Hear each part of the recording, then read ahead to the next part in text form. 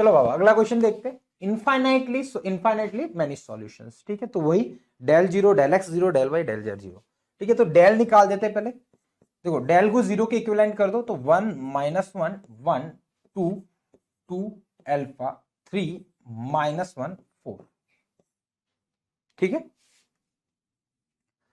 अब वैसे देखोगे तो इसको इससे सब्ट्रैक्ट करो तो ये जीरो बन जा रहा है अपना, है ना। तो ये बनाना चाहो तो बना लो फटाफट, आपको थोड़ा सा हेल्प हो जाएगी, ये कैलकुलेशन कम हो जाएगी। तो ये आपका बन जाएगा जीरो, ये माइनस होगा तो -3, ठीक है, और ये माइनस होगा तो -2, ठीक है। तो ये क्या बन जाएगा, -2 into 8 minus minus plus alpha bracket, ठीक है, -3 इंटू, ठीक है, -2 -6 इक्वल टू 0, ठीक है। तो ये बन गया -16 -2 अल्फा और माइनस माइनस प्लस ये आपका हो जाएगा 8 24। तो यहां से बन जाएगा 2 अल्फा इक्वल टू 8, तो अल्फा इक्वल टू 4। देखो alpha equal to 4, alpha equal to 4 इसका एक रूट हो गया। तो ऐसा चेक कर लो कहीं अल्फा एक ही तो नहीं है ऐसी इक्वेशन जिसको ये सेटिस्फाई कर रहा है ना। जैसे अल्फा इक्वल टू 4, ये तो मैं आपको लिए एडिशनल बता रहा है कि अपन बीटा भी निकालेंगे, है ना। उसके बाद बताना है कि अल्फा बीटा कौन सी इक्वेशन के रूट है ना। तो देखो अल्फा निकाला तो एक बार देखो ऐसा चेक कर लो, 16 -40 + 16 इसको सेटिस्फाई कर रहा नहीं है, ये हो गया 16 + 72 इसको भी सेटिस्फाई करेगा नहीं। इसको देखोगे तो 16 - 72 + 56 इसको सेटिस्फाई कर रहा है, इसको अगेन करेगा नहीं। तो देखो ये सिंपल सा आंसर तो सीधा सी निकल गया, बीटा निकालने की आपको जरूरत ही नहीं है। तो कभी भी आप ऑप्शन के साथ भी खेल सकते हो आप चाहो तो, ठीक है। चलो अपन तो बीटा निकाल देते, डेल एक्स 0 कर देते, है ना।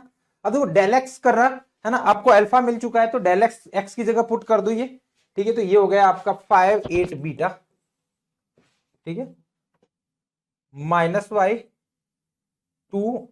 सॉरी -y क्या सॉरी -1 2 -1 1 अल्फा आपने निकाल चुके हो तो 4 4, ठीक है। अब इसको आप 0 के इक्विवेलेंट कर दो, है ना, इसका डिटरमिनेंट। अब देखो यहां पे अपने को देखो कोई बच्चा सोचा होगा सर डेल वाई भी निकालने की जरूरत है कि नहीं, वो अभी अपन देखते हैं। यहां से बीटा निकल जाएगा तो फिर निकालने की जरूरत ही नहीं, क्योंकि इसने तो बोला है ना इनफाइनाइट सॉल्यूशन है, तो है बस ये 0 होना ही चाहिए एनी हाउ, ठीक है। तो ये आपका देखोगे तो 5 ब्रैकेट, ये कितना हो जाएगा 8 8 + 4 यानी 12, ठीक है, माइनस माइनस +1 ब्रैकेट, ये कितना हो जाएगा 32 - 4 बीटा, ठीक है, +1 ब्रैकेट, मैंने गलत करा क्या, ठीक है सही है, +1 ब्रैकेट -8 -2 बीटा विल बी 0, ठीक है। तो यहां पे आपका हो जाएगा 60 + 32 -4 बीटा -8 -2 बीटा विल बी 0। तो ये कितना बन गया बाबा 6 बीटा, है ना। 6 बीटा इक्वल टू ये कितना हो जाएगा, ये हो गया 92 92 -8 92 -8 आपका हो गया 84।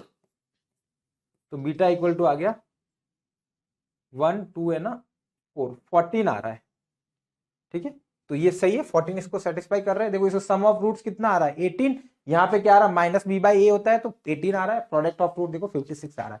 तो बहुत ही सिंपल। अब आपको डेल वाई डेल जेड करने की जरूरत नहीं है 0, ठीक है। सपोज यहाँ पे क्या होता है, मेरे को कब चेक करना पड़ता del y del z, suppose एक ऐसी इक्वेशन बन जाती है कि वो बीटा पे डिपेंड ही नहीं होती यहाँ पे, है ना। ऐसा कुछ आ जाता है 0 = 0, मतलब ये इधर का सीधा ही 0 बन जा रहा है, बीटा पे डिपेंड ही नहीं कर रहा, तब आपको डेल वाई डेल जेड दोनों 0 करने पड़ते हैं और वहां से आपको बीटा फाइंड करने पड़ता है ना।